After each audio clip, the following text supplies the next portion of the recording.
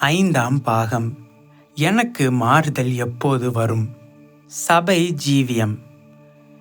நேபுகாத் நேச்சாரின் கட்டளையினால் தானியேல், Shadrach, Meshach, Abednego என்பவர்களும் மரணமாகிய போராட்டத்திற்குள்ளானார்கள். இந்த மரண தண்டனையிலிருந்து தங்களுக்கு எப்போது மாறுதல் வரும் என்பது இவர்களது சிந்தனை. யார் இந்த மரண கண்ணிக்கு நீங்களாக்கி எங்களை தப்புவிப்பார் என்ற எண்ணம். நேபுகாத் நேச்சாரின் சொப்பனத்தையும் அதன் பொருளையும் சொல்ல வேண்டும். அதுதான் ஞானம் என்பது அரசனின் எண்ணம்.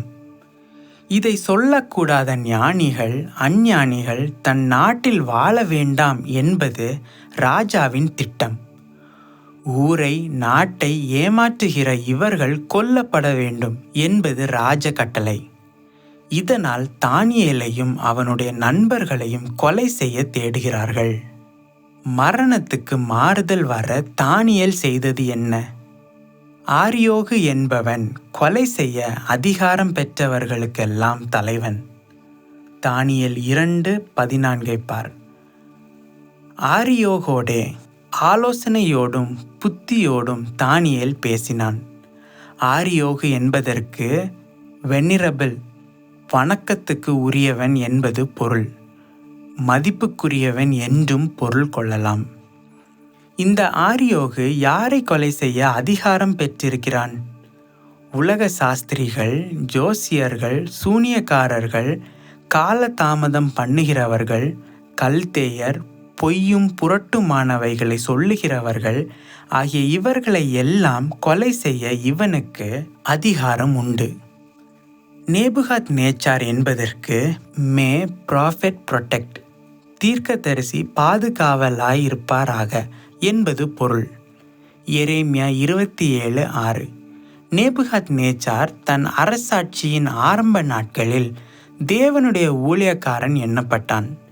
அவன் மூலமாக அஞ்ஞானிகளுக்கு வரவிருக்கின்ற நரக அழிவாகிய தண்டனையை தேவன் வெளிப்படுத்தினார். உன் ஜீவன் தப்ப என்ன செய்ய வேண்டும் என்பதை தெரிந்து கொள். மனுஷன் உலகம் முழுவதையும் ஆதாயப்படுத்தி கொண்டாலும் தன் ஆத்துமாவை நஷ்டப்படுத்தினால் அவனுக்கு லாபம் என்ன? மனுஷன் தன் ஆத்துமாவுக்கு ஈடாக என்னத்தை கொடுப்பான்? எஸ்தர் தன் ஜீவனையும் தன் ஜனத்தின் ஜீவனையும் ஆதாயப்படுத்தி கொண்டாள். இன்று பலர் தங்கள் ஆத்துமாவை ஆதாயப்படுத்தி இருக்கிறார்கள். தானியேல் முதலாவது செய்தது என்ன? நியாயாதிபதியாகிய ஆரியோகோடே யோசனையாய் புத்தியாய் பேசினான். அவனை எதிர்த்து பேசவில்லை. அப்படியே நீயும் நிதானமாக தேவ கிருபை கிடைப்பதற்காக கர்த்தரிடம் ஜெபிக்க வேண்டும். தன் பாவங்களை மறைக்கிறவன் வாழ்வடைய மாட்டான். அவைகளை அறிக்கை செய்து விட்டு விடுகிறவன் இரக்கம் பெறுவான். ஏற்ற சமயம் உனக்கு தேவனுடைய சகாயம் கிடைப்பதற்காக கிருபாசன தண்டை சேர்ந்து கொள்ள வேண்டும். நன்மையை யோசிக்கிறவர்களுக்கு தேவனுடைய கிருபை கிடைக்கும். தேவனே, பாவியாகிய என் மேல் கிருபையாயிரும் என்று ஜெபிக்கிறவர்கள் தேவ கிருபை பெறுவார்கள். தானியேல் காரியத்தை விசாரித்து அறிந்தான். தானியேல் கவலையீனமாய் இருக்கவில்லை. நாம் அறிந்து கொள்ள வேண்டிய காரியங்களை அறிந்துதான் ஆக வேண்டும். மதிகேடாய் இருக்கக்கூடாது.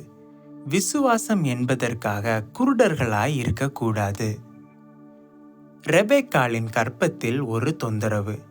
எதுவும் ஆகட்டும் என்று அவள் கவலையீனமாய் இருக்கவில்லை. அதை எப்படி என்று அறியும்படி கர்த்தரிடம் விசாரித்தாள். தன் கற்பத்தில் இரட்டை பிள்ளைகள் இருக்கிறார்கள்.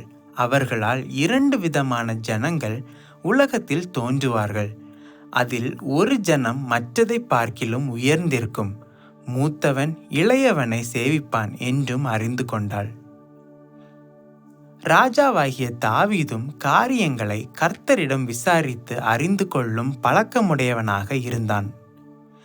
எரிகோவில் உண்டான ஜனக்கூட்டத்தின் இரைச்சலை கேட்ட குருடன் இது என்ன என்று விசாரித்து அறிந்தபடியால் பார்வை அடைந்தான்.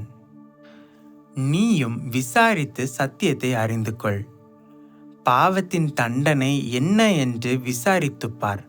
பரலோகம், நரகம் இவைகளில் யார் யார் வாழுவார்கள் என்பதை விசாரித்து தெரிந்து கொள். அறிந்து கொள்ளாமல் அசட்டைத்தனமாக இருப்பது நல்லதல்ல.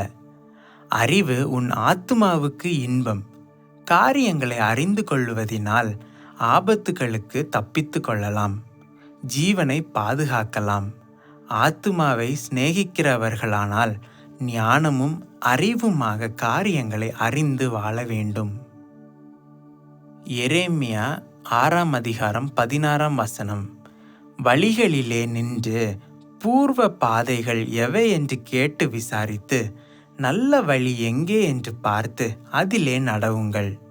அப்பொழுது உங்கள் ஆத்துமாவுக்கு இளைப்பாறுதல் கிடைக்கும் என்று கர்த்தர் சொல்லுகிறார். புத்தியை காக்கிறவர்கள் நன்மை அடைவார்கள். ஒவ்வொரு உபதேசங்களையும் நன்கு அறிந்து கொள். ஏராளமான நன்மைகளை பெறலாம். தானியேல் தனக்கு தவணை கொடுக்கும்படி கேட்டான். ஏன் இந்த தவணை? தன் தோழருக்கு காரியத்தை அறிவிக்க வேண்டும். தன் தோழரை ஒன்று சேர்க்க வேண்டும். தோழர்களுடன் தானும் ஐக்கியமாய் இருக்க வேண்டும். அனைவரும் ஒரே மனதுடன் ஜெபிக்க வேண்டும். கூடி தேவனை ஆராதிக்க வேண்டும். இதன் பின்பே தானியேலுக்கு மறைபொருள் வெளிப்படுத்தப்பட்டது. சம்பவித்தது என்ன? தானியேலையும் தோழர்களையும் சுற்றி வட்டமிட்டு கொண்டிருந்த மரண தண்டனை விலகி போனது. நேபுகாத் நேச்சார் அரசன் தானியேலுக்கு முன்பாக முகங்குப்புற விழுந்து வணங்கினான். தானியேலுக்கு தூபம் காட்ட கட்டளையிட்டான். தானியேலுக்கு காணிக்கை கொடுக்கப்பட்டது. யெகோவா மாத்திரமே எல்லா தேவர்களுக்கும் மேலானவர் என அரசன் அறிக்கையிட்டான். தானியேல் பெரியவனாக்கப்பட்டான். சிறந்த பல வெகுமதிகளை பெற்றான்.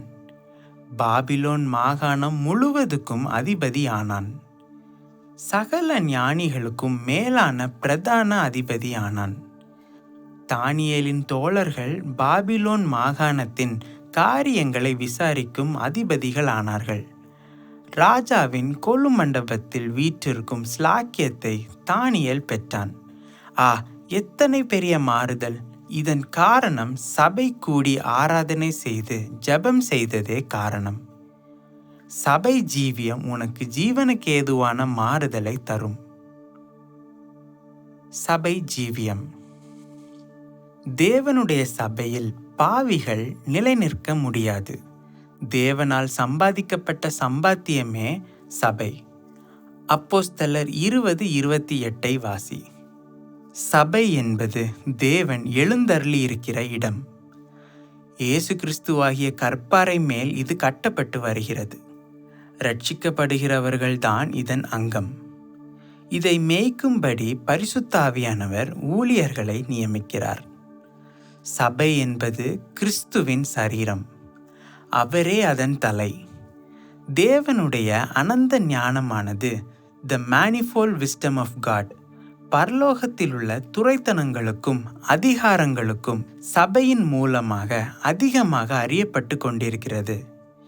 சபையானது கிறிஸ்துவின் வருகையில் மகிமையுடையதாக அவர் முன் தோன்றும். இப்போது கிறிஸ்துதான் சபையை போஷித்து காப்பாற்றி கொண்டிருக்கிறார்.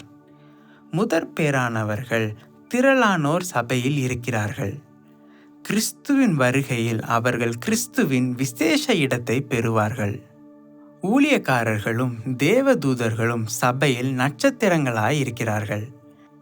இப்பூலோக வாழ்க்கையில் மனிதரின் ஐக்கியம் இந்த சபையோடு இருக்க வேண்டும்.